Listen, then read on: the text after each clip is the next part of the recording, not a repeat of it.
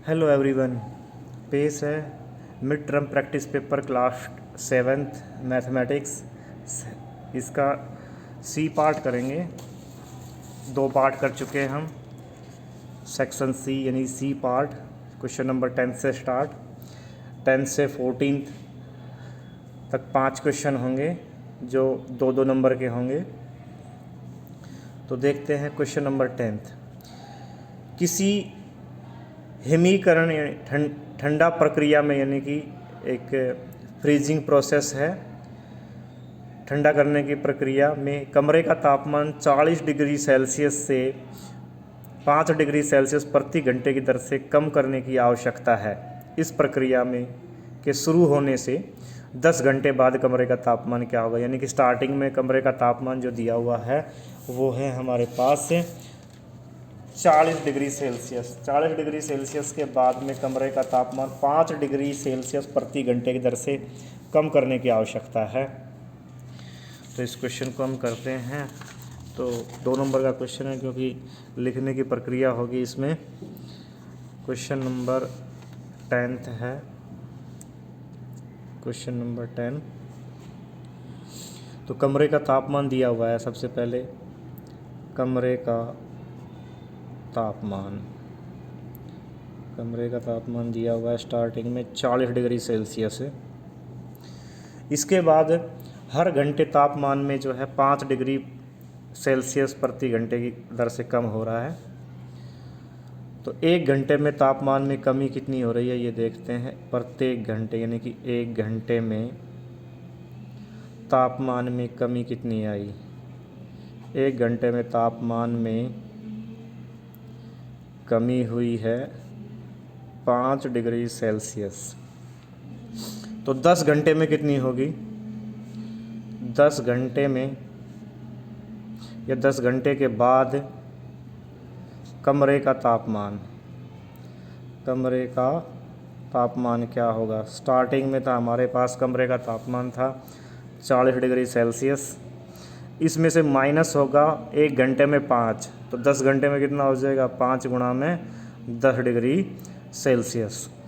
तो यानी कि ये हो गया हमारे पास 40 डिग्री माइनस 5 को 10 से मल्टीप्लाई करेंगे 50। अब 40 में से 50 माइनस करना, यानी माइनस का 50 है प्लस का 40 है, तो माइनस का 10 यानी कि माइनस का 10 डिग्री सेल्सियस। 10 घंटे के बाद कमरे का तापमान माइनस का 10 डिग्री सेल्सियस तापमान होगा। क्वेश्चन नंबर 10 है। 2 नंबर का क्वेश्चन है। अगला क्वेश्चन चलते हैं 11वां क्वेश्चन। 2 संपूरक कोणों का अनुपात 3:2 में है। छोटे कोण का मान बताना है। दो संपूरक कोण हैं, यानी कि 2 supplementary, the ratio of 2 supplementary angles. तो हम पहला कोण मान लेते हैं, यानी कि दोनों कोणों का यहाँ पे अनुपात दिया हुआ है। तो पहले लिखते हैं दोनों कोणों का अनुपात दिया हुआ है। रेशियो दिया हुआ है 3:2, यानी एक छोटा एक बड़ा। ये बड़े का है, ये छोटे का अनुपात है। तो माना बड़ा कोण, क्योंकि जो अनुपात में वो कॉमन डिवाइड हो जाता है तो हम x मल्टीप्लाई कर देते हैं इसमें, वो कॉमन हम x मान लेते हैं तो वो मल्टीप्लाई करेंगे तो 3x हो गया बड़ा कोण। 3x अगर बड़ा कोण है तो छोटा कोण क्या हो जाएगा, वो 2x से मल्टीप्लाई करेंगे 2 को तो 2x हो गया। अब पर्सन के अनुसार, यानी कि ATQ पर्सन के अनुसार है कि 3x और 2x दोनों संपूरक कोण है। संपूरक कोण कौन से होते हैं, जब दोनों को जोड़ेंगे तो दोनों का सम जो है वो कितना होना चाहिए 180 डिग्री होना चाहिए। तो 3x में 2x प्लस करेंगे तो 5x बराबर 180। और x की वैल्यू अगर यहाँ पे हम फाइंड करें तो x की वैल्यू आ रही है 180, जो 5 मल्टीप्लाई है इधर आएगा तो डिवाइड हो जाएगा, लेफ्ट में राइट में आ जाएगा। तो 180 को 5 से डिवाइड करेंगे कितना होगा 36 x की वैल्यू 36 आ गई। क्वेश्चन में पूछा क्या गया, क्वेश्चन में पूछा गया है छोटे कोण का मान बताना है। तो छोटे कोण का माप, छोटे कोण का माप हो गया। छोटे कोण का अनुपात 2 था तो 2 गुणा में x, यानी कि 2 गुणा में 36। 36 को 2 से गुणा करेंगे तो 72 डिग्री आ गया छोटे कोण का माप। अगला क्वेश्चन करते हैं, इसी का 8वें में पार्ट है। वह कोण ज्ञात कीजिए जो अपने पूरक कोण के बराबर है। तो ये पहले भी क्वेश्चन आया हुआ था, ये अपने पूरक कोण के बराबर। तो माना कोण को मान लेते हैं हम, 11वें के 8वें में है माना कोण, अभिष्ट कोण जो है वो x मान लिया। अब x है और वो x के ही बराबर है, दोनों पूरक कोण हैं, तो x प्लस का x बराबर में कितना होना चाहिए, दोनों कोणों का जोड़ 90 डिग्री, तो 2x बराबर में 90 डिग्री, तो x बराबर हो गया 90 और 2 जो गुणा है ये धराएगा तो भाग हो जाएगा, x बराबर 45। तो वह कोण ज्ञात कीजिए जो अपने पूरक कोण के बराबर है। तो पूरक कोण क्या है, वो पूरक कोण 45 डिग्री का है। तो अतः अभिष्ट कोण जो है वो 45 डिग्री का है, जो अपने ही अभिष्ट कोण जो निकालना है वो 45 डिग्री का, जो अपने ही पूरक कोण के बराबर है। 45 और 45 मिलके दोनों को सम करेंगे तो दोनों का सम 90 डिग्री होगा। अगला क्वेश्चन है 12वां कि चीनी जो है रुपये 37 सही 3/4 प्रति किलोग्राम की दर से बेची जाती। तो 8 किलोग्राम चीनी का मूल्य ज्ञात करना है। तो 1 किलोग्राम, ये 37 सही 3/4 प्रति किलोग्राम, यानी कि 1 किलोग्राम चीनी का मूल्य दिया हुआ है यहाँ पे। तो 1 किलोग्राम चीनी का मूल्य दिया हुआ है, लिखेंगे हम 1 किलोग्राम चीनी का मूल्य, 1 किलोग्राम चीनी का मूल्य दिया हुआ है, कितना है 37 and 3/4 रुपीज़, यानी कि 37 को 4 से मल्टीप्लाई करेंगे 148 में 3 और प्लस करेंगे तो ये हो गया 151/4 रुपये 1 किलोग्राम चीनी का मूल्य। 8 किलोग्राम चीनी का मूल्य पूछा गया है, तो जब ज़्यादा निकालते तो मल्टीप्लाई करते हैं, तो 151/4 को 8 से मल्टीप्लाई कर देंगे तो ये 8 किलोग्राम चीनी का मूल्य हो जाएगा। 4 से भाग करेंगे, 4 एकम 4, 4 दूनी 8, यानी कि 151 की 2 से मल्टीप्लाई करनी है, 2 एकम 2, 15 दूनी 30, 302 रुपये आ गया 8 किलोग्राम चीनी का मूल्य। 12वां क्वेश्चन आपका हो गया। 13वां क्वेश्चन है, नेक्स्ट क्वेश्चन है यहाँ पे कि यदि 24 पुस्तकों की कीमत 24 पुस्तकों की कीमत दी हुई है 2,986 रुपये 80 पैसे, तो एक पुस्तक की कीमत ज्ञात कीजिए। अब ज़्यादा की दी हुई है, कम की निकालनी है। 24 पुस्तकों की कीमत दी हुई है, cost of 34 books 2,986 rupees and 80 पैसे, ये दिया हुआ है। एक पुस्तक का निकालना है, एक पुस्तक की कीमत ज्ञात करनी है। तो क्या करेंगे, जब ज़्यादा से कम निकालना है तो भाग करते, तो 2,986 रुपये 80 पैसे को 24 से भाग कर देंगे और 1 रुपये एक पुस्तक की कीमत आ जाएगी। तो भाग कैसे करेंगे भाई, भाग की विधि आपको पता ही है। 24 से भाग करना है, किसको भाग करना है भाई, 2,986 रुपये 80 पैसे को।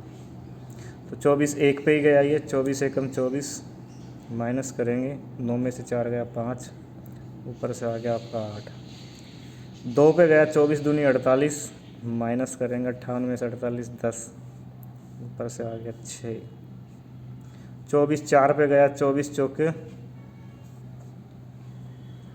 96 96, माइनस करेंगे 10, अब पॉइंट आ गया तो यहाँ भी पॉइंट लगा देंगे, ऊपर से आ गया 8, फिर 4 पे गया 24 चौके 96, माइनस करेंगे 12 आ गया, ऊपर से आ गया 0, और 24 पंजे होता है 120, पूरा भाग हो गया, शेष 0 आ गया, यानी कि 124 रुपये 45 पैसे आ गए।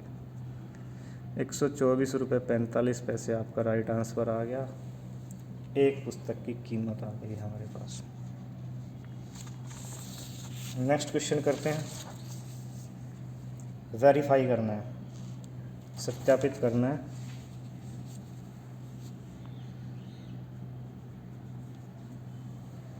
वेरीफाई द फॉलोइंग, यानी कि लेफ्ट हैंड साइड और राइट हैंड साइड को दोनों को प्रूव करना है कि ये दोनों इक्वल आ जाए। मल्टीप्लाई बोडोमास का फार्मूला लगाएंगे यहाँ पे। तो लेफ्ट हैंड साइड देखते हैं, 18 मल्टीप्लाई ब्रैकेट 7 प्लस माइनस का 3, ये दिया हुआ है राइट हैंड साइड। पहले लेफ्ट हैंड साइड की वैल्यू निकालते हैं। देखिए क्या आया, 18 मल्टीप्लाई, पहले ब्रैकेट को सोल्व करेंगे, 7 प्लस माइनस का 3, तो 7 में से 3 माइनस करेंगे 4, 18 को 4 से मल्टीप्लाई करेंगे, तो 18 को 4 से मल्टीप्लाई करेंगे, 18 चौक 72 आ गया लेफ्ट हैंड साइड में। राइट हैंड साइड में चेक करते हैं RHS, तो RHS है हमारे पास यहाँ पे 18 मल्टीप्लाई 7 पहला ब्रैकेट है, फिर प्लस में 18 मल्टीप्लाई माइनस 3 दूसरा ब्रैकेट है। देखते हैं 18 को 7 से गुणा करेंगे, 18 सत्ते, तो 18 सत्ते 126 होता है, प्लस 18 को माइनस 3 से मल्टीप्लाई करेंगे, 18 तिया माइनस का 54 आ गया। ये 126 में से 54 माइनस करेंगे तो ये भी देखिए 72 आ जाएगा। तो हैंस हमारे पास left hand side is equal to right hand side हो गया, ये प्रूव हो गया हमारे पास। अगला इसी का सेकंड पार्ट करते हैं। इसी तरह से देखिए ये, और इसका सेकंड पार्ट देखते हैं। इसका सेकंड पार्ट में है हमारे पास फोर्थ का जो और है वो वाला पार्ट करते हैं। लेफ्ट हैंड साइड माइनस का 21 मल्टीप्लाई में ब्रैकेट माइनस का 4 बड़ा ब्रैकेट से है शुरू, प्लस में माइनस का 6, ये लेफ़्ट में है दिया हुआ है। तो ये लेफ़्ट में दिया हुआ है, देखते हैं पहले इसको सोल्व करते हैं। माइनस का 21 मल्टीप्लाई माइनस 4 और माइनस का 6 प्लस करेंगे तो ये दोनों हो गए माइनस का 10। माइनस 21 और माइनस 10 की मल्टीप्लाई करेंगे तो 2 बार माइनस आ गया तो प्लस हो गया। 21 को 10 से गुणा करेंगे तो 210 आ गया लेफ़्ट में। अब राइट में करते हैं। ब्रैकेट से स्टार्ट है, माइनस का 21 मल्टीप्लाई माइनस का 4 प्लस ब्रैकेट में माइनस का 21 मल्टीप्लाई माइनस का 6। चेक करते हैं, तो पहले मल्टीप्लाई होगा ये माइनस 21 की, 2 बार मल्टीप्लाई है तो प्लस हो जाएगा। 21 को 4 से करेंगे, 21 चौके 84 हो गया ये, प्लस में इसको करेंगे, ये भी मल्टीप्लाई करेंगे तो ये भी प्लस का आ जाएगा। 21 को 6 से करेंगे, 21 छिक्के 126। अब 126 में 84 प्लस करेंगे तो ये भी 210 आ जाएगा। देखिए दोनों को प्लस करेंगे 200, तो ये भी 210 आया, ये भी 210 आया। तो इस प्रकार से LHS जो है राइट हैंड साइड के इक्वल हो गया। ये प्रूफ हो गया, सत्यापित हो गया ये हमारे पास। नेक्स्ट क्वेश्चन करते हैं। 15वां क्वेश्चन है हमारे पास कि किसी टेस्ट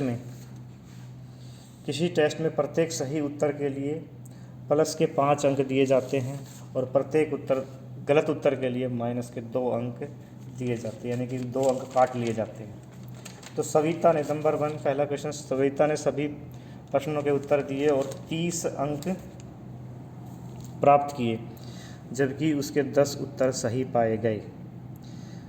जय ने सभी प्रश्नों के उत्तर दिए और -12 अंक प्राप्त किए, जबकि उसके 4 उत्तर सही पाए गए। उनमें से प्रत्येक ने कितने प्रश्नों के गलत उत्तर दिए? तो कितने प्रश्नों के गलत उत्तर दिए, तो ये हमें करना है। तो 15वां क्वेश्चन पहला पार्ट है। तो पहला सविता है, तो माना सविता ने कितने गलत उत्तर दिए यही पूछा है। तो माना सविता ने एक्स पर्सन के गलत उत्तर दिए, एक्स पर्सन के गलत उत्तर दिए। तो अब देखिए, अब उसने 5 सही के लिए 5 दिए जाते हैं, जबकि उसने 10 उत्तर सही पाए गए। तो 10 उत्तर सही पाए गए। एक क्वेश्चन के लिए 5 नंबर मिलते हैं सही के लिए, तो 10 के लिए 10 गुणा में 5 हो जाएगा। और गलत के लिए 2 काट लिए जाते तो -2 इंटू में x हो जाएगा, x गलत उत्तर है। और बराबर इन दोनों को मिला के ये उसको कुल 30 सविता ने सभी प्रश्नों के उत्तर दिए और 30 अंक प्राप्त किए। ये 30 अंक उसको मिले हैं। तो इसको सोल्व करेंगे, ये 50 हो गया, -2x बराबर में ये 30, तो 50 प्लस का 30 को इधर लेके आएंगे तो -30 हो जाएगा, और इसको इधर लेके जाएंगे तो ये हो जाएगा +2x। 50 में से 30 माइनस किए, 20 बराबर 2x, यानी कि 2x बराबर 20 आ गया है। तो x बराबर क्या हो जाएगा 20, ये 2 भाग में चला जाएगा इधर, तो x की वैल्यू आ गई 10। तो 10% के सविता ने गलत उत्तर दिए। तो सविता ने 10% के उत्तर गलत किए। इसी प्रकार से जय का निकालते हैं कि जय ने कितने गलत उत्तर किए। तो इसके y मान लेते हैं। प्रश्न नंबर 2 माना जय ने y% के उत्तर गलत किए।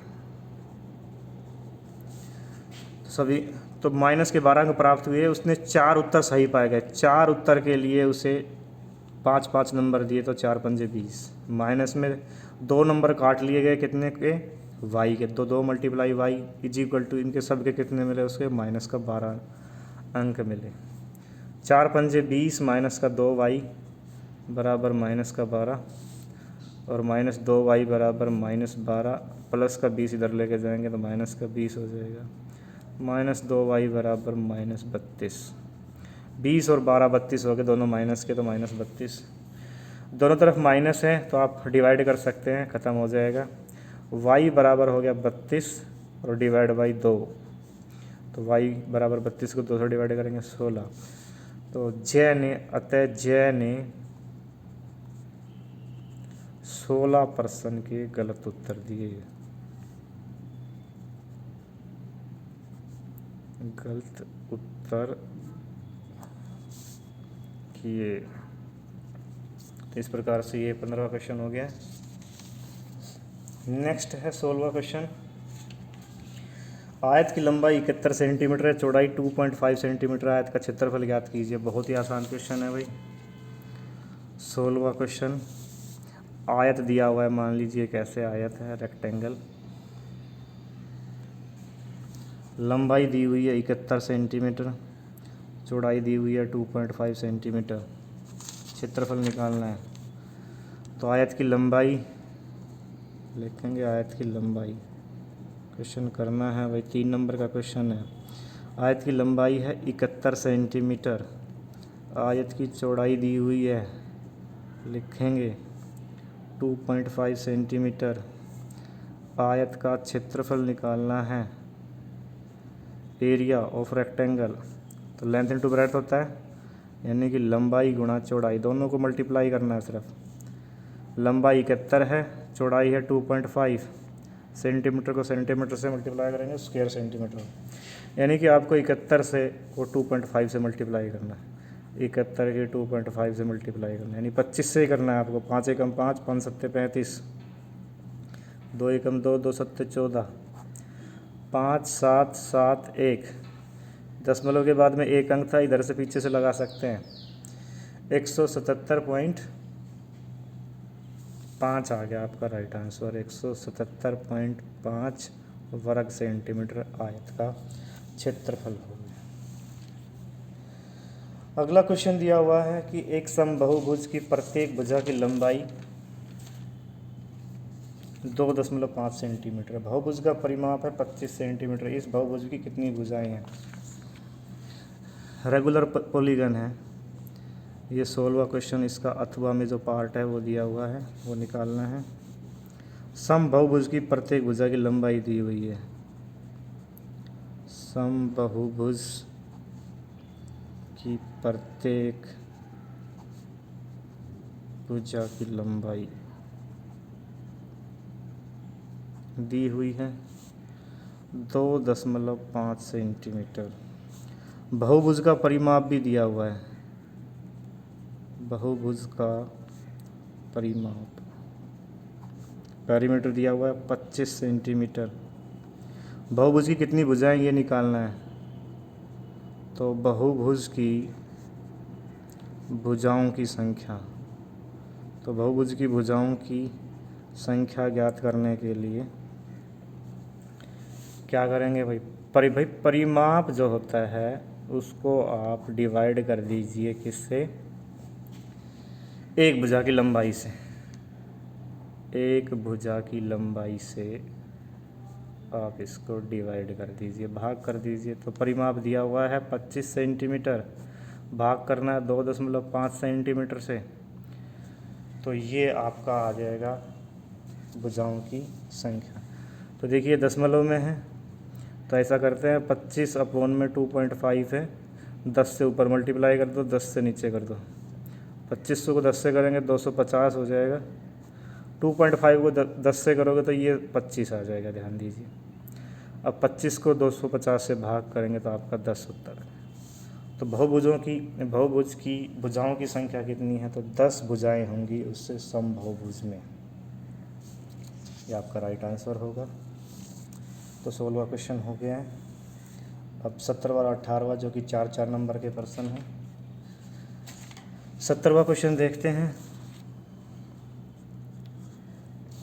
एक 2 पहिया वाहन जैसे स्कूटर है या मोटरसाइकिल है 1 लीटर पेट्रोल में 53.5 किलोमीटर की दूरी तय करता है, तो 20 लीटर पेट्रोल में वह कितनी दूरी तय करेगा। तो बहुत ही आसान क्वेश्चन है। 1 लीटर पेट्रोल में 1 लीटर पेट्रोल में तय की गई दूरी यानी कि कितनी दूरी तय करता है, ये दिया हुआ है 53.5 किलोमीटर। तो 20 लीटर पेट्रोल में तय की गई दूरी कितनी हो गई भाई, तो 53.5 को 20 से मल्टीप्लाई कर देंगे, किलोमीटर में आ जाएगा, क्योंकि 1 का दिया हुआ है 20 का निकालना है, तो मल्टीप्लाई 20 में हो जाएगा। तो भाई एक तो ये 0 आ गया, 2 से मल्टीप्लाई करेंगे 2 पंजे 10, 2 तिया 6 और 1 7 और 2 पंजे 10, ये आ गया। अगर 20 से इसकी 535 की मल्टीप्लाई करते हैं तब ये आता है, लेकिन दशमलव में 5 एक अंक है तो पीछे से एक दशमलव लगाएंगे, यहाँ पे आ जाएगा। यानी कि ये आ गया हमारे पास 1070 किलोमीटर की दूरी 2 पहिया वाहन तय करता है 20 लीटर पेट्रोल में। ये आपका राइट आंसर हो जाएगा। अगला क्वेश्चन है 18वां। दी गई ठोस के जाल ज्ञात कीजिए। तो ठोस के जाल निकालने हैं, यानी कि नेट, इनका नेट कैसे बनेगा ये ज्ञात करना है। तो देखिए अगर इसको हम बीच में से ऐसे काट दें, अगर ऐसे बीच में से इसकी कटिंग कर दें तो ये किस शेप में आएगा। तो देखिए ये इसकी जो शेप होगी वो इस तरह से होगी,